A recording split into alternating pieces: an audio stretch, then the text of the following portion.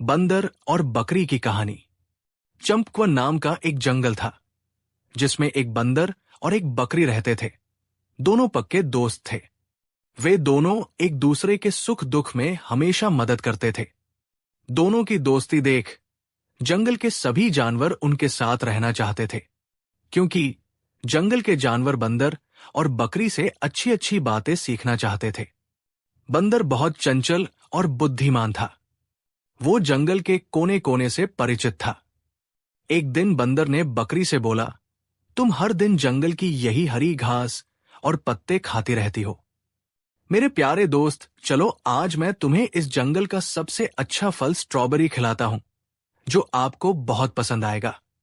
अपने दोस्त की बात सुनते ही बकरी के मुंह में पानी आ गया और अंदर ही अंदर वो सोचने लगी कि मेरा दोस्त कितना अच्छा है, जो मेरे बारे में इतना सोचता है और मेरा इतना ख्याल भी रखता है।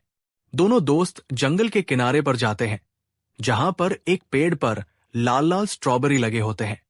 बंदर झट से पेड़ पर चढ़ जाता है और बकरी को फल तोड़ तोड़ कर देने लगता है, लेकिन ऐसे में बहुत समय लग रहा था। तभी बंदर ने दिमाग लगाया और पेड़ की डाल को पकड़कर जोर जोर से हिलाने लगा और बहुत सारी स्ट्रॉबेरी नीचे गिर गई और उसका दोस्त उसे जल्दी जल्दी खाने लगा।